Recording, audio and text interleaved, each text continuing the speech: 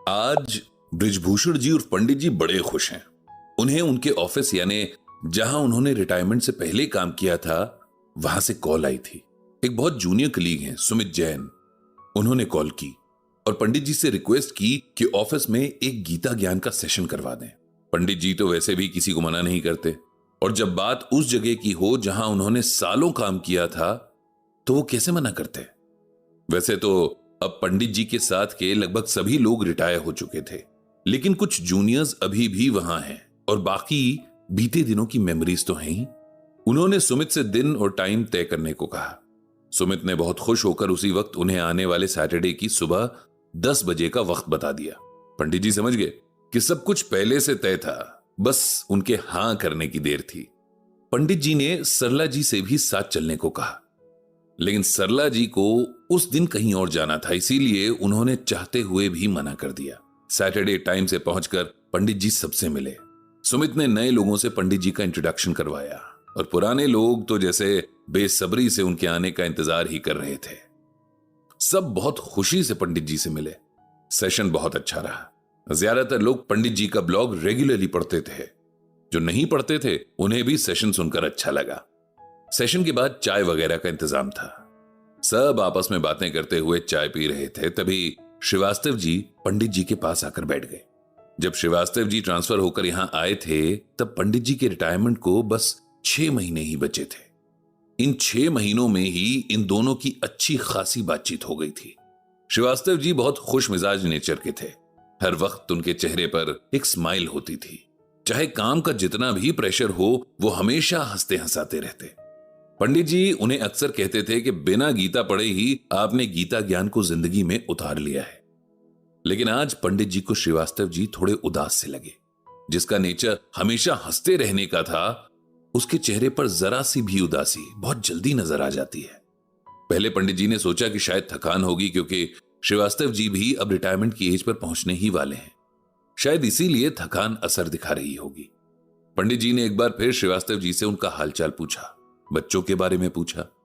श्रीवास्तव जी के 3 बेटे हैं, ये तो पंडित जी जानते थे, लेकिन आजकल क्या कर रहे हैं इसकी जानकारी उन्हें नहीं थी। श्रीवास्तव जी ने बताया कि उनके 2 बेटे अच्छी प्राइवेट जॉब्स पर हैं, दोनों की शादियां हो चुकी हैं और सबसे छोटा बेटा हायर स्टडीज के लिए अब्रॉड जाना चाहता है। श्रीवास्तव जी की वाइफ को बहुत पहले से डायबिटीज थी, जो अब बहुत परेशान करने लगी है। आप कुछ परेशान लग रहे हैं श्रीवास्तव जी, पंडित जी ने उनका हाथ अपने हाथ में लेते हुए कहा। जी पंडित जी, परेशान तो मैं हूं और बहुत ज्यादा हूं। कई बार सोचा कि फोन करके आपसे अपनी परेशानी शेयर करूं, लेकिन फिर सोचा कि आप इतना बिजी रहते हैं, अगर मैं भी अपना रोना लेकर बैठ गया तो आप बेवजह डिस्टर्ब होंगे। कैसी बात कर रहे हैं श्रीवास्तव जी, आपकी परेशानी मेरी भी परेशानी है। आखिर 6 महीने साथ मिलकर हम हंसे हैं। अब अगर कोई दुख है तो उसे बांटने का भी मुझे पूरा हक है। पंडित जी की बात सुनकर श्रीवास्तव जी इमोशनल हो गए। फिर वे दोनों उठकर एक अलग साइड में आ गए। श्रीवास्तव जी ने अपनी परेशानी बतानी शुरू की। पंडित जी, आप तो मेरे 3 बेटों के बारे में जानते ही हैं। तीनों को हमने बहुत मेहनत से पाला, जैसा कि सारे पेरेंट्स करते हैं। जब ये तीनों छोटे थे तब मेरे ऊपर अपने पेरेंट्स और अपने छोटे भाई बहनों की भी रिस्पॉन्सिबिलिटी थी। गुजारा करना बहुत मुश्किल होता था। हम एक कमरे के मकान में किराए पर रहा करते थे। मेरी वाइफ सिलाई का काम भी किया करती थी ताकि फैमिली की रिस्पॉन्सिबिलिटी उठाने में मेरा हाथ बटा सके। हमने अपने लिए कमी की, लेकिन इन बच्चों के लिए कभी कोई कमी नहीं होने दी। तीनों को अच्छे स्कूल में पढ़ाया, अच्छा खिलाया और पहनाया। हमारे तीनों बच्चे भी होनहार थे। तीनों पढ़ाई में बहुत अच्छे और सिंसियर थे। कभी उनकी कोई शिकायत स्कूल से नहीं आई। हम दोनों पति पत्नी बहुत खुश थे कि बच्चों पर जो भी मेहनत हम कर रहे हैं वो सही डायरेक्शन में जा रही है। धीरे धीरे फैमिली की रिस्पॉन्सिबिलिटीज पूरी होती गईं और हमारी फाइनेंशियल कंडीशन भी बेहतर होती गई। दोनों बड़े बेटे बहुत काबिल निकले और हायर स्टडीज में दोनों को स्कॉलरशिप्स मिली। पढ़ाई कंप्लीट होते ही उनको अच्छी नौकरियां भी मिल गईं और फिर एक एक करके हमने दोनों की शादी भी कर दी। दोनों की शादियां उनकी पसंद की लड़कियों से ही हुई हैं। शादियां होते ही दोनों बेटे अलग हो गए। इस बात से मेरी वाइफ को बहुत सदमा लगा। वो सालों से बहुओं के साथ रहने के सपने देख रही थी। मैंने बहुत समझाया कि अब बच्चों की अपनी लाइफ है, हमें उन्हें अपने स्वार्थ के लिए मजबूर नहीं करना चाहिए, लेकिन मेरी वाइफ ने इस बात को दिल से लगा लिया है। वो मुंह से तो कुछ भी नहीं बोलती हैं, लेकिन हर वक्त चुपचाप और उदास रहती हैं। बच्चे मिलने आते हैं, लेकिन मेरी वाइफ का मन इससे नहीं भरता। अब जब से छोटा बेटा बाहर जाने की प्लानिंग कर रहा है, तब से मेरी वाइफ बहुत बीमार रहने लगी हैं। उनकी शुगर को कंट्रोल करना बहुत मुश्किल होता जा रहा है। डॉक्टर कहते हैं कि उनकी परेशानी की वजह फिजिकल कम और साइकोलॉजिकल ज्यादा है। मुझे समझ नहीं आता कि उन्हें किस तरह समझाऊं। बेटों के इस मोह ने जैसे ऐसे जड़ पकड़ रखी है कि उन्हें कुछ भी समझ नहीं आता। मेरा तो ज्यादातर टाइम ऑफिस में उसी की फिक्र में गुजरता है कि कहीं घर पर उसे कुछ हो न गया हो। अब आप ही बताओ पंडित जी, इस परेशानी का क्या हल है? पंडित जी, अब कहते तो क्या कहते, ये मोह तो जैसे इंसानों के बीच फैला एक पैंडेमिक है। हर कोई इसकी चपेट में है और हर किसी को यह तकलीफ ही देता है। किसी को अपने रिश्तों से मोह है तो किसी को अपनी चीजों से, किसी को अपने पैसों से मोह है तो किसी को अपने रुतबे से। पंडित जी की वाइफ को अपने बेटों से मोह है। उन्हें लगता है कि उन्होंने उन्हें जन्म दिया, पाला पोसा, बड़ा किया, उनके लिए इतनी परेशानियां उठाई, तो उन बच्चों पर उनका अधिकार है।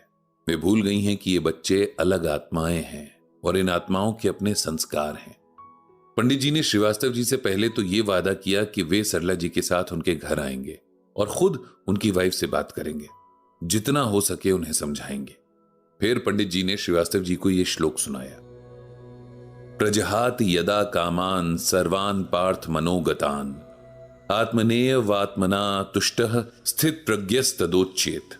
गीता में श्री कृष्ण अर्जुन से कहते हैं कि हे पार्थ, जब कोई मानव समस्त इंद्रियों की कामनाओं को त्याग कर उन पर विजय प्राप्त कर लेता है, जब इस तरह विशुद्ध होकर मनुष्य का मन आत्मा में संतोष की प्राप्ति कर लेता है, तब उसे विशुद्ध दिव्य चेतना की प्राप्ति हो जाती है। इसका सिंपल वर्ड्स में मतलब यह है कि हमें अपने सेंसेस पर कंट्रोल करना सीखना होगा, तभी हम मोह से बच सकते हैं। जिसे हम किसी के प्रति अपना प्यार समझते हैं, वो और कुछ नहीं, मोह है, अगर वो अनकंडीशनल नहीं है। जब प्यार होता है तो हम उसकी खुशी में खुश होते हैं और उसे सुखी देखना चाहते हैं। जब मोह होता है तो हम किसी के माध्यम से अपनी खुशी तलाश करते हैं। इसे ध्यान से सोचोगे तो मोह और प्रेम का डिफरेंस तुरंत समझ में आ जाएगा। जब हम किसी इंसान से प्यार करते हैं तो हम उसे सुख देने की कोशिश करते हैं, और जब हमें उसके प्रति मोह होता है तो हम उसके जरिए सुख पाने की कोशिश करते हैं। क्या ये सच नहीं है? प्रेम के सेंटर में हम नहीं होते, मोह के सेंटर में केवल हम होते हैं। श्रीवास्तव जी, कोशिश करके आप अपनी वाइफ को यह बात समझाइए और फिर हम भी उनसे मिलकर उन्हें यही बात समझाने की कोशिश करेंगे। इतना कहकर पंडित जी ने श्रीवास्तव जी से विदा ली और मन ही मन भगवान श्री कृष्ण से सबको सद्बुद्धि देने की प्रार्थना की। जब तक लाइफ में सब ठीक चल रहा होता है, तब तक हम लोग सोचते हैं कि सब हमेशा ऐसा ही चलता रहेगा। लेकिन जब हालात खराब होने लगते हैं, तब हम हर तरह के उपाय ढूंढने लगते हैं। कभी अपनी रिलीजन की किताबों में, कभी संत महात्माओं की बातों में, बस शांति ढूंढते हैं। अगर यही काम हम पहले कर लें तो शायद मुश्किल वक्त से निकलना आसान हो जाए। कोई भी सिचुएशन हो, बिना कर्म किए हम उससे बाहर नहीं निकल सकते, लेकिन अगर हमारा मन शांत हो तब हम हालात का सामना ज्यादा अच्छे से कर सकते हैं। गीता हमें यही सिखाती है। ये लाइंस आज पंडित जी के गीता ज्ञान ब्लॉग की पोस्ट की लास्ट लाइंस हैं। पंडित जी का मन खराब हो जाता है जब आए दिन न्यूज़पेपर्स में, टीवी न्यूज में परेशानियों से घबराकर गलत कदम उठा लेने वालों की न्यूज पढ़ते हैं। उन्हें दुख होता है कि जब दुनिया में इतनी भीड़ है तब भी लोगों के पास उनकी तकलीफ सुनने वाला और बांटने वाला कोई नहीं होता। अगर किसी परेशानी में घिरे इंसान का दुख कोई सुन भर ले तो उसे सहारा मिल जाता है। कुछ दिन पहले ऐसे ही एक परेशान शख्स का पंडित जी के पास ईमेल आया था, जिसका उन्होंने न सिर्फ तुरंत जवाब दिया बल्कि अपना मोबाइल नंबर भी दिया ताकि जब भी जरूरत हो वो पंडित जी को कॉल कर सके। इस शख्स का नाम सुयश था। सुयश ने पंडित जी को मेल किया था। उसके मेल में कुछ ऐसा था जिसने पंडित जी को बहुत डिस्टर्ब कर दिया। मेल पढ़ते ही उन्होंने सबसे पहले सुयश को अपना फोन नंबर भेजा और फिर उसके मेल का जवाब लिखना शुरू कर दिया। सुयश ने मेल में जो लिखा था वो कुछ इस तरह था। पंडित जी, आज आपका ब्लॉग पहली बार पढ़ा। सच बताऊं तो मैं जिस मेंटल स्टेट में हूं उसमें मुझे कुछ समझ नहीं आया। मैं बहुत निराश होकर आपको ये मेल कर रहा हूं। मेरा मन इतना डिप्रेस्ड है कि मैं आपको भी बिना किसी एक्सपेक्टेशन के ये सब लिख रहा हूं। जैसे कि मुझे पता है आप या कोई और कुछ भी ऐसा नहीं बता सकता मुझे जो इस सिचुएशन से बाहर निकाल सके। मेरी लाइफ जैसे गहरे अंधेरे कुएं जैसी हो गई है, जिससे बाहर निकलने की सीढ़ियां नजर ही नहीं आती। मैं हमेशा इतना होपलेस नहीं था। कुछ टाइम पहले तक मैं एक खुश इंसान था, जिसका अच्छा खासा करियर था, फ्रेंड सर्कल था, लाइफ में आगे बढ़ने का जोश था। वो सब कुछ जो एक इंसान को जीने के लिए मोटिवेट करता है, मेरे पास था। और फिर एक झटके में सब खत्म हो गया। मैं एक मिडिल क्लास फैमिली से हूं। हमारी फैमिली में न किसी चीज की कमी थी, न ही कुछ जरूरत से ज्यादा था। फैमिली में मेरे पेरेंट्स थे और मेरी बहन। हमें बचपन से लेकर बड़े होने तक कोई खास स्ट्रगल भी नहीं करने पड़े। मेरे फादर की जॉब भी ठीक ठाक थी। स्टडीज के बाद मेरी अच्छी जॉब लग गई और मैं अपने शहर से दूसरे शहर शिफ्ट हो गया। मेरा काम बहुत अच्छा चल रहा था। मेरे पेरेंट्स मेरी ग्रोथ से बहुत खुश भी थे। इसी बीच मेरी सिस्टर की शादी भी एक अच्छी फैमिली में हो गई थी। अब मेरे पेरेंट्स मेरे पास ही शिफ्ट हो गए थे और तभी कोविड पैंडेमिक आ गया। सबकी तरह हम भी बहुत डरे हुए थे। अपनी तरफ से हमने इस बीमारी से बचने की भरपूर कोशिश की, लेकिन जाने कहां से यह हमारे घर भी आ गया। सबसे पहले मैं बीमार पड़ा। मेरी इम्यूनिटी ठीक थी तो मैं जल्दी रिकवर कर गया, लेकिन मुझसे ये मेरे पेरेंट्स को भी हो गया। दोनों की हालत दिन ब दिन खराब होती गई। उन्हें हॉस्पिटल में एडमिट भी करवाया, लेकिन उनकी हालत में कोई सुधार नहीं आया और 2 दिन के फर्क से उन दोनों की डेथ हो गई। देखते ही देखते मेरा परिवार खत्म हो गया। मैं आखिरी बार अपने पेरेंट्स को देख तक नहीं पाया था। उनकी डेथ मेरे लिए बहुत बड़ा सदमा थी। मैंने कुछ ही दिन के अंदर अपनी लाइफ के 2 सबसे इंपॉर्टेंट लोगों को खो दिया था और उस बीमारी का खौफ इतना बड़ा था कि कोई मुझसे मिलने तक नहीं आ पाया था। मेरी बहन भी इस दुख में मेरे साथ शामिल नहीं हो पाई। मैं नहीं जानता था कि अभी तो मेरे बुरे वक्त की शुरुआत ही हो रही है। कुछ ही दिनों में मेरे ऑफिस से एक मेल आया कि वो लोग बहुत सारे लोगों को बिजनेस लॉस की वजह से हटा रहे हैं और मैं उनमें से एक हूं। ये मेल पढ़ते ही मेरे पैरों तले जमीन खिसक गई। बिना नौकरी के मेरा क्या होगा, वो भी ऐसे वक्त में जब हर तरफ हाहाकार मचा हुआ था। मुझे नई जॉब कहां से मिलेगी? मैंने अपने बॉस को कॉल किया। मेरे बॉस के साथ मेरा बहुत अच्छा रिलेशन था। उन्होंने हमेशा मेरे काम को अप्रिशिएट किया था। बॉस ने मेरी जॉब जाने का बहुत अफसोस जताया, लेकिन साथ ही यह भी बताया कि वो इस मामले में हेल्पलेस हैं। ये सब डिसीजंस टॉप मैनेजमेंट के हैं और मैं अकेला नहीं हूं जिसे निकाला गया है। ऐसे बहुत सारे लोग हैं। अब मेरे पास कोई रास्ता नहीं बचा था। रेंटेड फ्लैट में बिना जॉब के रहने का कोई मतलब नहीं था। इसीलिए मैं अपने शहर वापस आ गया। अपने पुराने घर में आकर मुझे और ज्यादा अफसोस होने लगा कि मैंने क्या खो दिया है। इस घर में मेरे और मेरी बहन के बचपन की यादें थीं। हमारे साथ में बिताए खूबसूरत पल थे, हमारे पेरेंट्स की यादें थीं। धीरे धीरे मेरे भीतर डिप्रेशन बहुत गहरे तक भरने लगा था। मैंने जॉब के लिए बहुत कोशिश की, लेकिन कुछ नहीं हुआ। ऐसा नहीं है कि मैंने खुद को मोटिवेट नहीं किया। मैंने पूरी कोशिश की, लेकिन हालात इतने खराब थे कि हर कोशिश बेकार हो रही थी। मेरी सेविंग्स खत्म होने को थीं। पापा की पूरी कमाई ऑलरेडी मेरी और सिस्टर की पढ़ाई और उसकी शादी पर खर्च हो चुके थे। रहने के लिए पुराना ही सही एक घर तो था, पर अब उसकी भी छत में दरारें आ गई थीं। मेरे पास इतने पैसे भी नहीं हैं कि मैं उसकी मरम्मत करवा सकूं। मैं अब मर जाना चाहता हूं। इसके अलावा मुझे कोई रास्ता नजर नहीं आता। यही वो मेल था जिसे पढ़कर पंडित जी परेशान हो गए थे। वो जानते थे कि कोविड के बाद से बहुत सारे लोग डिप्रेशन और कई तरह की मेंटल बीमारियों के शिकार हो गए हैं। कई लोगों की लाइफ एकदम तबाह हो गई है, जिसका सदमा बर्दाश्त कर पाना उनके बस में नहीं था। ऊपर से इस बीमारी के डर से लोग एक दूसरे से भी दूर भाग रहे थे। सुयश को समझाने के लिए पंडित जी ने उसे यह लिखा, प्रिय सुयश, बहुत ढेर सारा प्यार। तुम्हारे साथ जो हुआ उसका मुझे अफसोस है। भगवान श्री कृष्ण तुम्हारे पेरेंट्स को अपने चरणों में जगह दें। तुम्हारी उदासी को भी मैं समझ रहा हूं। लाइफ में जब एक साथ सब कुछ बहुत बुरा होने लगे तब इंसान अपनी हिम्मत हारने लगता है। लेकिन हमें यह खुद को भी समझाना है कि लाइफ में कभी भी कुछ भी हो सकता है। सुख के दिनों में हमें यह नहीं भूलना चाहिए कि इसके बाद दुख जरूर आएगा, और इसी तरह दुख के दिनों में भी हमें यह नहीं भूलना चाहिए कि सुख आएगा। समय का चक्र ऐसा ही है। और ये कभी नहीं बदलता। गीता में भगवान श्री कृष्ण अर्जुन से कहते हैं, मात्रा स्पर्शास्तु कौन्तेय शीतोष्ण सुख दुःखदाः आगमा पाइनो नित्यास्तान स्थितिक्षस्व भारत। इसका अर्थ है कि हे अर्जुन, इस संसार में सर्दी गर्मी सुख दुख तो आने जाने वाले हैं। निराशा में मत डूबे रहो, उत्साह नहीं छोड़ो, विश्वास नहीं तोड़ो, सहनशील बनो। वे दिन नहीं रहे तो ये भी नहीं रहेंगे। इसे सिंपल वर्ड्स में ऐसे समझो, संसार में सब कुछ आने जाने वाला है, बदलने वाला है। न सर्दी सदा रहती है और न गर्मी, न सुख सदा रहता है न दुख। सच सिर्फ यही है कि किसी भी खराब सिचुएशन में निराशा होती ही है। धीरे धीरे निराशा बढ़ती जाती है। कभी कभी मन पूरी तरह से टूटने लगता है। ऐसे में हमें यही बात याद रखनी है कि अगर अच्छा समय नहीं रहा तो बुरा समय भी नहीं रहेगा। इतना लिखकर पंडित जी ने सुयश को मेल भेज दी। वो सोच रहे थे कि पता नहीं कितने वक्त सुयश इस सिचुएशन में रहेगा, पर भगवान श्री कृष्ण उसे शक्ति दे कि वो इस निराशा से बाहर निकल सके।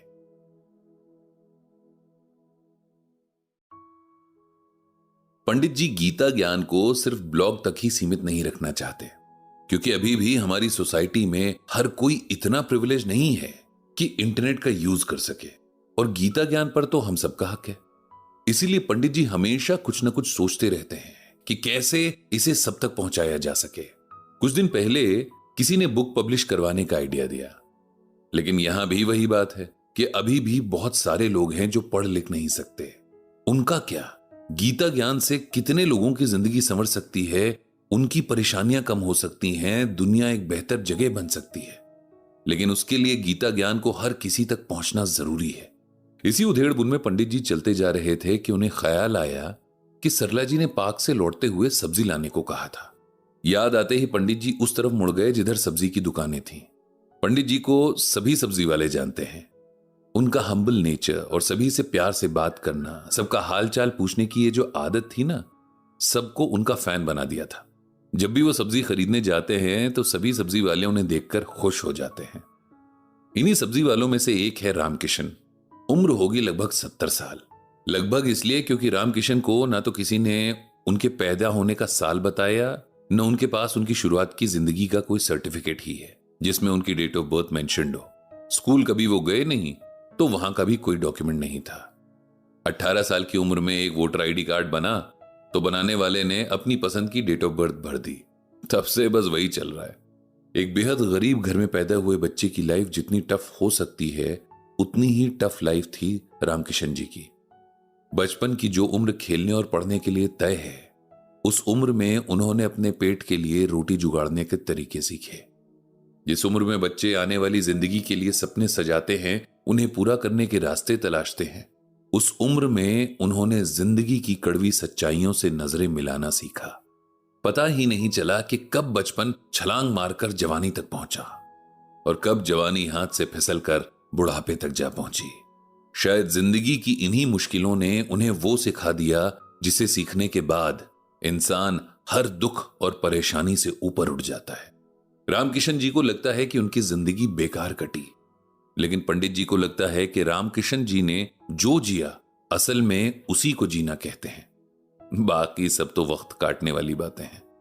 आखिर ऐसा क्या किया था रामकिशन जी ने जो पंडित जी को उनके बारे में ऐसा लगता था? पंडित जी और रामकिशन जी की उम्र में शायद कुछ ही सालों का फर्क होगा। यह फर्क सालों के ज्यादा होने या कम होने का भी हो सकता है।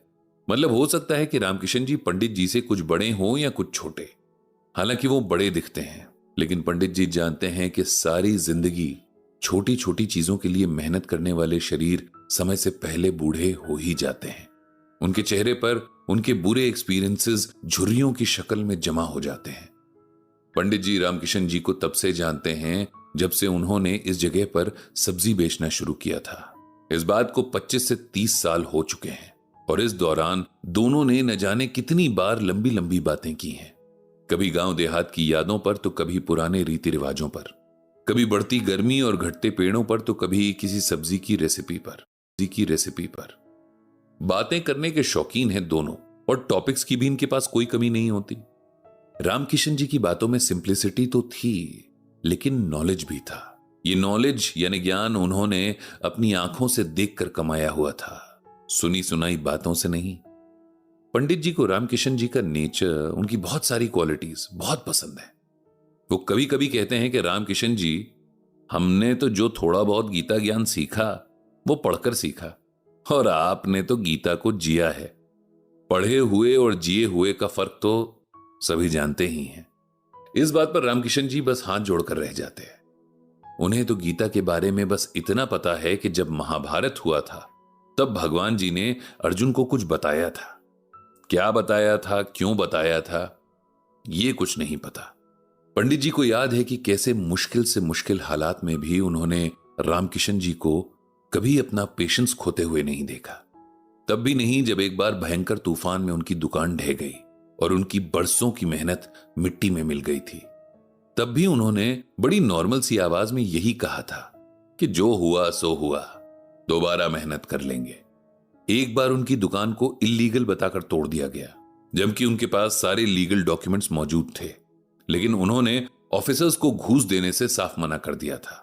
पंडित जी को याद है कि उनके घर आए थे रामकिशन जी किसी वकील का पता पूछने, और बड़े कॉन्फिडेंस से कहा था कि अपने हक की लड़ाई तब तक लड़ेंगे जब तक शरीर में जान है। सालों लंबी चली वो कानूनी लड़ाई, और इस दौरान उन्होंने क्या कुछ नहीं झेला। लोग मजाक बनाते, ऑफिसर्स डराते धमकाते, लेकिन वो कभी एक कदम भी नहीं डिगे और आखिर में जीत गए। एक बार उनका बेटा किसी गलत संगत में पड़कर जब चोरी करके कुछ सामान घर ले आया था, तब सामान समेत उसे कान से पकड़कर पंडित जी के पास लाए थे रामकिशन जी, और बहुत जिद की कि थाने चलें और इसे गिरफ्तार करवाएं। किसी तरह बहुत समझाने पर कि बच्चा है, आगे से नहीं करेगा, तब माने थे रामकिशन जी। चोरी का सामान तो वापस करवाया ही, साथ ही माफी भी मंगवाई थी अपने बेटे से। उस दिन पंडित जी ने सरला जी से कहा भी था कि ये इंसान सही मायने में गीता को जी रहा है। सुख और दुख में एक जैसा रहने की सीख और ज्ञान गीता देती है। भगवान श्री कृष्ण ने कहा है, सम सुख दुख स्वस्थः समलोष्टाश्म कांचनः तुल्य प्रिया प्रियो धीरस्तुल्य निंदाम संस्तुति। इसका अर्थ है कि जो मनुष्य सुख और दुख में एक जैसा रहता है और अपने स्वरूप में रहता है, जो मिट्टी के ढेले, पत्थर और सोने में समान रहता है, मतलब जैसी भी सिचुएशन हो सब में एक जैसा रहता है, जो प्रिय अप्रिय में और अपनी बुराई और तारीफ में एक जैसा रहता है, जो मान और अपमान में तथा मित्र और शत्रु के पक्ष में एक जैसा रहता है, ऐसा मनुष्य गुणातीत कहा जाता है। इसका सिंपल वर्ड्स में मतलब यह है कि जो इंसान सुख दुख में एक जैसा रहता है, न सुख मिलने पर बहुत ज्यादा खुश होता है, न दुख मिलने पर बहुत घबराता है। आप उसकी तारीफ करिए तब भी उसे बहुत खुशी नहीं होती, और बुराई करिए तब भी वो आपको अपना दुश्मन नहीं मानता। दोस्त और दुश्मन के साथ एक जैसा, मतलब न्याय के साथ बिहेव करता है। ऐसे इंसान को सही मायने में योगी कहते हैं। पंडित जी को आज भी याद है जब रामकिशन जी की पत्नी को कैंसर हो गया था, कैसे उन्होंने अपनी सारी जमा पूंजी उनके इलाज पर लगा दी थी। कितनी सेवा की थी अपनी पत्नी की, लेकिन जो किया बहुत पेशेंस के साथ, कोई शिकायत नहीं, डर भी नहीं। कहते थे जो सामने आया है झेलना तो है ही, इसीलिए बेहतर है उसे अच्छे से झेलें। बहुत इलाज के बाद भी उनकी पत्नी नहीं बची। उस दुख को भी बहुत गरिमा से झेला रामकिशन जी ने। उनसे सब्जी खरीदने वाले अलग अलग नेचर के होते, कोई अच्छा तो कोई कस्टमर एकदम चिड़चिड़ा।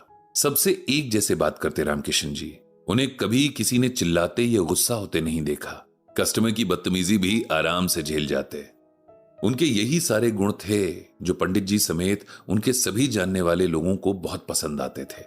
पंडित जी सोचते थे कि जरूर पिछले जन्म में इस आत्मा के कर्म बहुत अच्छे रहे होंगे, तभी तो इस जन्म में इतने अच्छे संस्कार पाए हैं। काश कि हम सब भी गीता ज्ञान को इतनी खूबसूरती से अपने जीवन में उतार पाते, तो ये सारी दुनिया कितनी सुंदर हो जाती। यही सोचते हुए पंडित जी ने भगवान श्री कृष्ण से सबको ज्ञान देने की प्रार्थना की।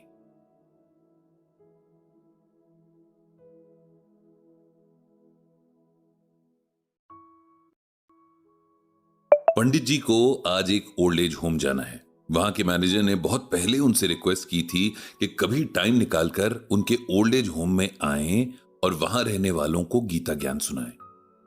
पंडित जी को दो तरह के लोगों से बात करते हुए थोड़ी हेजिटेशन होती है।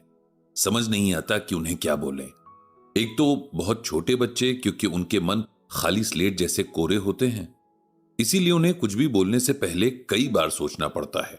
और दूसरा बुजुर्ग, क्योंकि उनके पास एक लंबी जिंदगी का पूरा एक्सपीरियंस होता है। इसीलिए जब ओल्ड एज होम से इनविटेशन आया तो पंडित जी थोड़ा कंफ्यूज थे कि किस टॉपिक पर बात करनी चाहिए। फिर उन्होंने सोचा कि वो कोई लेक्चर देने तो जा नहीं रहे थे जो पहले से तैयारी करके जाएंगे। आपस में एक बातचीत जैसा माहौल होगा, लोगों के सवाल होंगे, एक्सपीरियंसेस होंगे, उन पर बात करेंगे, कुछ नया बताएंगे तो कुछ नया सीख कर आ जाएंगे। जब पंडित जी ओल्ड एज होम पहुंचे तो वहां का माहौल देखकर उन्हें तसल्ली हुई। एकदम किसी बड़ी जॉइंट फैमिली जैसा माहौल था। कुछ बुजुर्ग अखबार पढ़ रहे थे, कुछ आपस में बात कर रहे थे, कोई आराम कर रहा था तो कोई पौधों को पानी दे रहा था। बहुत सारे केयरटेकर्स थे जो सबको उनके कामों में हेल्प कर रहे थे। पंडित जी को मैनेजर वैभव ने रिसीव किया और उन्हें अपने ऑफिस लेकर गया।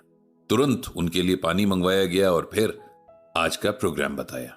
आज 2 सेशंस होने थे। हर सेशन में 10 लोग शामिल होंगे। एक सेशन के लिए करीब 1 घंटे का टाइम शेड्यूल किया गया था। पंडित जी को मैनेजर की प्लानिंग ने बहुत इंप्रेस किया। उन्होंने उन लोगों का सेशन पहले रखा था जो बीमार थे, ताकि उन्हें इंतजार न करना पड़े, और टाइम भी इस तरह से रखा था कि उनकी मेडिसिन का शेड्यूल डिस्टर्ब ना हो। बात पूरी करके वैभव ने पंडित जी से कहा कि पंडित जी, अगर ओल्ड एज होम का एक राउंड लेना चाहें तो उसे खुशी होगी। पंडित जी तुरंत मान गए। तो वैभव खुद उन्हें लेकर पूरी फैसिलिटी दिखाने ले गया। बहुत ही साफ सुथरी जगह थी, अच्छा सा गार्डन था और कुछ क्यारियां थीं जिनमें सब्जियां उगाई जाती थीं। इस तरह वहां रहने वालों को सीजन के हिसाब से फ्रेश वेजिटेबल्स यानी फ्रेश सब्जियां भी मिल रही थीं। रहने के कमरे बहुत साफ थे, कहीं कोई चीज बिखरी हुई नहीं थी। एक छोटा सा क्लिनिक भी था जिसमें एक डॉक्टर बैठता था। लाइब्रेरी भी थी और इंडोर आउटडोर स्पोर्ट्स तक की फैसिलिटी थी। वैभव ने पंडित जी के पूछने पर बताया कि यहां रहने वाले लोग बहुत अमीर भी नहीं हैं, बल्कि यहां रहने की कोई फीस फिक्स नहीं है। जिसकी जितनी कैपेसिटी हो वो उतना पे कर सकता है, बाकी का खर्च मैनेजमेंट खुद उठाता है। और मैनेजमेंट में कौन है? जब पंडित जी ने वैभव से पूछा तो वो मुस्कुरा कर रह गया। दरअसल ये ओल्ड एज होम वैभव का ही था और वही इसको मैनेज कर रहा था। उसके जवाब से पंडित जी को हैरानी भी हुई और खुशी भी। इतनी कम उम्र में ऐसा काम करने की इंस्पिरेशन कहां से मिली? पंडित जी ने वैभव से पूछा। पंडित जी, इसके पीछे एक लंबी कहानी है, वैभव ने कहा। अभी सेशन में आधा घंटा है, तब तक आपकी कहानी ही सुन ली जाए, अगर आप सुनाना चाहें तो। क्यों नहीं पंडित जी, मुझे बहुत खुशी होगी, वैभव ने कहा। जब मैंने होश संभाला तो खुद को एक अनाथ आश्रम में पाया। मेरे माँ बाप का कुछ पता नहीं था कि वे कौन थे। जब थोड़ा बड़ा हुआ तो मैंने वहां की मेड से पूछा कि मुझे यहां कौन छोड़कर गया था। तो उसका कहना था कि मैं 6 महीने की उम्र में किसी को रात में सड़क के किनारे मिला था। उसने मुझे पास के पुलिस स्टेशन में दे दिया। मुझे सड़क पर छोड़ने वाले या मेरे माँ बाप के बारे में कुछ पता नहीं चला। तब कोर्ट ने मुझे इस अनाथ आश्रम में भेज दिया। वहां रहने वाले ज्यादातर बच्चों की यही कहानी थी। उनमें से कुछ की किस्मत तब बदल जाती थी जब कोई फैमिली उन्हें अडॉप्ट कर लेती थी, लेकिन ऐसा बहुत छोटे बच्चों के साथ होता था। जब बच्चों की उम्र बढ़ जाती थी तब कोई उन्हें अडॉप्ट करना पसंद नहीं करता था। मैं भी 4 साल का हो गया था। मुझे अडॉप्ट किए जाने के चांसेस भी अब ना के बराबर ही थे। लेकिन फिर मेरी किस्मत चमकी और एक दिन हमारे अनाथ आश्रम में मिस्टर एंड मिसेस अग्रवाल आए। मिस्टर अग्रवाल बहुत बड़े बिजनेसमैन थे और उनका कोई बच्चा नहीं था। वो यहां एक बच्ची को अडॉप्ट करने के लिए सोच कर आए थे। लेकिन किस्मत का खेल देखिए, गेट से अंदर आते ही मिसेस अग्रवाल की नजर मुझ पर पड़ गई और पता नहीं क्यों उन्हें मैं बहुत पसंद आ गया। उन्होंने गर्ल चाइल्ड को अडॉप्ट करने का प्लान ड्रॉप किया और मुझे अडॉप्ट करने की एप्लीकेशन डाल दी। क्योंकि अग्रवाल जी हमारे अनाथ आश्रम को बहुत सालों से अच्छा खासा और डोनेशन दे रहे थे, इसीलिए उनकी एप्लीकेशन एक्सेप्ट भी हो गई। इस तरह मुझे मेरे पेरेंट्स मिले। मैंने अपने पिछले जन्मों में शायद कुछ बहुत अच्छे काम किए थे, जिनका फल मुझे अपने इन माँ बाप के रूप में मिला था। दोनों मुझे बहुत प्यार करते थे, मेरा बहुत ख्याल रखते थे। उन्होंने मुझे अपने साथ एडजस्ट होने के लिए पूरा टाइम दिया। मुझ पर कुछ भी थोपा नहीं गया। यहां तक कि खुद को मां और पापा भी तब तक नहीं कहलवाया जब तक मैंने खुद से उन्हें इस रिश्ते में एक्सेप्ट नहीं किया। एक छोटे से बच्चे को भी इतनी रिस्पेक्ट देनी चाहिए, उसकी सेल्फ रिस्पेक्ट, उसकी फीलिंग्स की इतनी कद्र करनी चाहिए, ये मेरे माँ बाप से सबको सीखना चाहिए। अब मेरी लाइफ एकदम ट्रैक पर आ गई थी। अच्छे स्कूल में पढ़ाई, घर का अच्छा माहौल और सबसे जरूरी माँ बाप का अनकंडीशनल प्यार। ये सब किसी बच्चे को मिल जाए तो उसके बचपन की फाउंडेशन बहुत स्ट्रांग हो जाती है और फिर उसकी आगे की लाइफ भी बहुत अच्छी रहती है। मैंने अपनी लाइफ में आए इस चेंज को बहुत सीरियसली लिया। मैं कभी भी अपने माँ बाप को दुखी या निराश नहीं करना चाहता था। मैंने मन लगाकर पढ़ाई पूरी की। फिर मेरे फादर ने मुझे हायर स्टडीज के लिए अब्रॉड भेज दिया। 4 साल बाद जब मैं वापस आया तो मेरे फादर ने मुझे उनका बिजनेस ज्वाइन करने या अपने इंटरेस्ट से कुछ भी करने का ऑप्शन दिया। वो जानते थे कि मैं बिजनेस माइंड वाला इंसान नहीं हूं और वो ये भी जानते थे कि उनके एक बार कहने पर ही मैं बिजनेस ज्वाइन तो कर लूंगा, लेकिन कभी खुश होकर काम नहीं कर पाऊंगा। मैं तो हमेशा से सोसाइटी के लिए कुछ करना चाहता था ताकि मेरी तरह और लोगों की लाइफ भी बेहतर हो सके। ये बात मेरे माँ बाप जानते थे और उन्हें इस पर कोई ऑब्जेक्शन भी नहीं था। बिजनेस चलाने की जिम्मेदारी मेरे फादर ने अपनी कंपनी के बोर्ड ऑफ डायरेक्टर्स को सौंप दी और मेरे साथ मिलकर एक ओल्ड एज होम खोलने की प्लानिंग करने लगे। हमने साथ में इसके लिए जमीन देखी, इसका पूरा प्लान बनाया और काम शुरू कर दिया। हम तीनों बहुत खुश थे, लेकिन फिर किस्मत ने अपना खेल दिखाया और एक रोड एक्सीडेंट में मेरे माँ बाप की डेथ हो गई। मैं एक बार फिर से अनाथ हो गया था, लेकिन इस बार मेरे साथ मेरे पेरेंट्स की ब्लेसिंग्स थी। उनका अधूरा छूटा हुआ सपना था और एक विश्वास था कि वे दोनों हमेशा मेरे साथ हैं। इसीलिए मैंने इस ओल्ड एज होम का काम शुरू करवाया और फिर इसे संभालने में लग गया। आज मेरे पास इतना बड़ा परिवार है और इतने सारे पेरेंट्स हैं। यहां रहते हुए हमारी कोशिश रहती है कि हम खुश रहें और अपना समय अच्छे कर्म करते हुए बिताएं। पंडित जी को वैभव से मिलकर बहुत खुशी हो रही थी। हमारी सोसाइटी में ऐसे यंगस्टर्स का होना एक उम्मीद जगाता है कि दुनिया रहने लायक बची रहेगी। उन्होंने वैभव को खूब आशीर्वाद दिया और उसे गीता का ये श्लोक सुनाया। पार्थ नैवेह नामुत्र विनाशस्तस्य विद्यते न हिम कल्याण कृतक श्रीद दुर्गतिम तात गच्छति। भगवान श्री कृष्ण कहते हैं कि जो व्यक्ति निरंतर जन कल्याण के ही कार्य करता रहता है, उसका इस लोक व परलोक में कहीं भी विनाश नहीं होता तथा ऐसा भलाई करने वाला व्यक्ति कभी भी पराजित नहीं होता। इसका सिंपल वर्ड्स में मतलब यह है कि सोसाइटी से हम बहुत कुछ लेते हैं लेकिन लौटाते कुछ नहीं, जबकि एक दूसरे की मदद करना हम सब की रिस्पॉन्सिबिलिटी है। भगवान को वो लोग बहुत प्रिय हैं जो दूसरों की मदद करते हैं। ऐसे लोगों का कभी बुरा नहीं होता। वैभव, आप जो कर रहे हैं वो एक बहुत नेक काम है। भगवान श्री कृष्ण हमेशा आप पर कृपा बनाए रखें। इसके बाद पंडित जी और वैभव सेशन के लिए चले गए।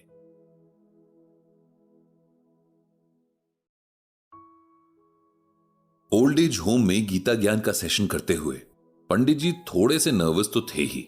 अपनी एज से कम लोगों को कुछ समझाना तो फिर भी इजी होता है, लेकिन खुद की उम्र के उतने ही एक्सपीरियंस लोगों के बीच एक टीचर की तरह जाना थोड़ा ऑकवर्ड हो जाता है।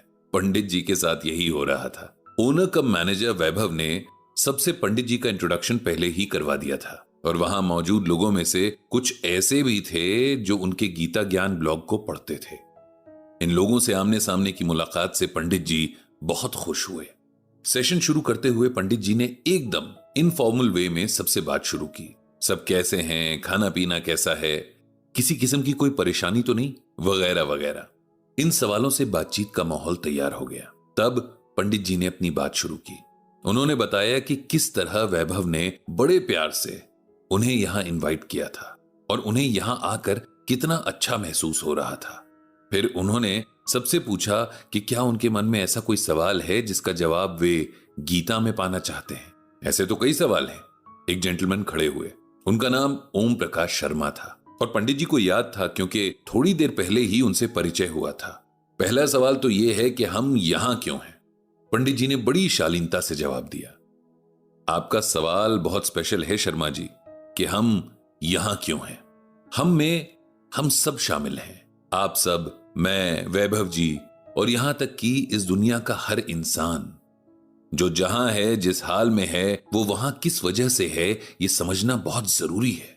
श्रीमद् भागवत गीता में भगवान श्री कृष्ण ने बहुत बार कहा है और बहुत साफ साफ कहा है कि भगवान को किसी से भी कोई दोस्ती या दुश्मनी नहीं है, कि किसी का भाग्य तो अच्छा लिख दें और किसी के भाग्य में बस दुख ही दुख लिखे जाएं। हर इंसान का भाग्य उसके कर्मों से लिखा जाता है। हम अच्छा काम करेंगे तो भाग्य में कुछ अच्छा फल जुड़ जाएगा, बुरा कर्म करेंगे तो भाग्य में कोई बुरा फल जुड़ जाएगा। ये साइकिल चलती रहेगी। हम सिर्फ इस जन्म को देखते और समझते हैं।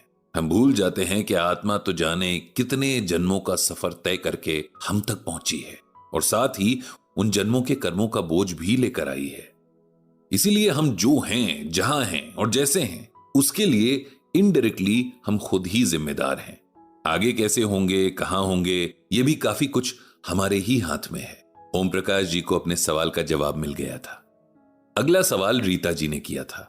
रीता जी टीचर रह चुकी हैं और वे पंडित जी का गीता ज्ञान ब्लॉग रेगुलरली पढ़ती रही हैं। कई बार उन्होंने ब्लॉग में भी अपने सवाल पूछे थे और पंडित जी ने पूरी कोशिश की थी कि उनके जवाब गीता में से ढूंढकर उन्हें दे सके। जब इस ओल्ड एज होम में आए थे तो पंडित जी नहीं जानते थे कि रीता जी भी उन्हें यहां मिल जाएंगी। उनसे मिलकर पंडित जी बड़े खुश हुए। रीता जी ने पूछा, पंडित जी ये बताइए कि भगवान हमें किस रूप में मिलते हैं? अगर कोई भगवान की भक्ति करता रहे, उनके बताए रास्ते पर ही चलता रहे, तब भी उसे कैसे पता चलेगा कि भगवान उसे किस रूप में मिलेंगे? पंडित जी ने रीता जी के सवाल का जवाब इस श्लोक के साथ दिया। ये यथा माम प्रपद्यन्ते तांस्थतैव भजाम्यहम् मम वत्रम अनुवर्तते मनुष्या पार्थ सर्वशः। इस श्लोक में भगवान श्री कृष्ण अर्जुन से कहते हैं कि हे अर्जुन, जो मनुष्य मुझे जिस प्रकार भजता है, यानी जिस इच्छा से मुझे याद करता है, उसी के अनुरूप मैं उसे फल देता हूं। जो मेरे जिस रूप को प्यार करता है, उसे उसी रूप में मिलता हूं। इसका मतलब सिंपल वर्ड्स में यह है कि भगवान श्री कृष्ण बता रहे हैं, संसार में जो मनुष्य जैसा बिहेवियर दूसरों के साथ करता है, दूसरे भी उसी तरह का बिहेवियर उसके साथ करते हैं। उदाहरण के तौर पर जो लोग भगवान को मोक्ष पाने के लिए याद करते हैं, उन्हें मोक्ष मिल जाता है। जो किसी और इच्छा से प्रभु का स्मरण करते हैं, उनकी वो इच्छाएं भी भगवान के आशीर्वाद से पूरी हो जाती हैं। कंस ने हमेशा भगवान को मृत्यु के रूप में याद किया, इसीलिए भगवान ने उसे मार दिया। हमें भगवान को वैसे ही याद करना चाहिए जिस रूप में हम उन्हें पाना चाहते हैं। रीता जी को भी उनके सवाल का जवाब मिल गया था। अब एक के बाद एक सबने अपने अपने सवाल पूछे। सेशन खत्म ही होने वाला था कि अभी तक चुपचाप बैठे सबकी बात सुन रहे एक बुजुर्ग, जिनका परिचय वैभव ने रमेश जी के तौर पर पंडित जी से करवाया था, उन्होंने पंडित जी से यह सवाल पूछा, जिस तरह हमारे कर्मों की वजह से हम यहां हैं, क्या हमारे बच्चों को भी हमें इस उम्र में यहां छोड़ने की सजा मिलेगी? पंडित जी जानते थे कि यह सवाल कोई ना कोई जरूर पूछेगा। इतनी देर तक नहीं पूछा गया, इसकी उन्हें हैरानी जरूर थी। पंडित जी ने इस सवाल का जवाब इस तरह से दिया, हर आत्मा को उसके कर्मों का फल जरूर मिलता है, लेकिन उससे पहले हमें एक और सच है जिसे एक्सेप्ट करना जरूरी है। वो ये है कि जो इस जन्म में हमारे रिश्ते हैं, जिनसे भी हमारे इस जन्म में रिश्ते हैं, वो सब अगले जन्म में ऐसे ही नहीं रहेंगे। आत्मा इस शरीर को छोड़कर किस शरीर में जाएगी, ये कोई नहीं जानता, और इस जन्म का सब कुछ सिवाय कर्म फल के यहीं रह जाएगा। इसीलिए इस जन्म में जो हुआ उसे अपने कर्मों का फल समझकर मन में संतुष्ट हो जाना चाहिए। इसीलिए मन में किसी तरह की नाराजगी या बदले की फीलिंग नहीं रखनी चाहिए, माफ करते चलना चाहिए। इससे हमारा मन भी शांत रहता है और अच्छे कर्म की ओर ध्यान लगता है। अंत में वैभव ने पंडित जी से पूछा कि अगर शॉर्ट में कोई गीता ज्ञान को समझना चाहे तो कैसे समझे? पंडित जी ने वैभव को बताया कि वैसे तो गीता इतनी विराट है कि इसे शॉर्ट में नहीं समझा जा सकता, न ही समझाया जा सकता है, लेकिन फिर भी मैं आपको गीता का सबसे जरूरी मैसेज बता रहा हूं। गीता में भगवान कृष्ण कर्म के सिद्धांत को बहुत इंपॉर्टेंस देते हैं। हम में से हर कोई काम करने से पहले उसके रिजल्ट के बारे में सोचता है और काम करते हुए भी रिजल्ट के बारे में ही सोचता रहता है। जब काम की वजह से मनचाहा फल मिलता है तब हम खुश होते हैं और इससे हमारा अहंकार बढ़ जाता है। हमें लगता है हम बहुत अच्छे हैं, लेकिन अगर हमारी इच्छा के मुताबिक फल ना मिले तो हम दुखी हो जाते हैं। तब कई बार हम खुद को ही गिल्टी मानने लगते हैं। भगवान कहते हैं कि इस संसार का हर जीवन कर्म को करके ही मोक्ष यानी सैल्वेशन को पाता है। जो इंसान अपने कर्म से बचता है या दूर भागता है उसे सिर्फ नरक मिलता है। कर्म के बिना इंसान इस धरती पर बोझ के सिवाय और कुछ नहीं है। इसीलिए हम सबको अपना कर्म करते जाना है, फल की इच्छा के बिना। भगवान श्री कृष्ण कहते हैं कि कोई भी काम उसके फल के लिए नहीं करना चाहिए, न ही उसके फल से खुश या दुखी होना चाहिए। इसके अलावा भगवान श्री कृष्ण ने गीता का ज्ञान देते हुए मौत को इस तरह से समझाया है जैसे हम कपड़े बदलते हैं। जैसे हम रोज सुबह नहाकर नए कपड़े पहनकर खुश होते हैं, वैसे ही मौत के बाद आत्मा नया शरीर ले लेती है।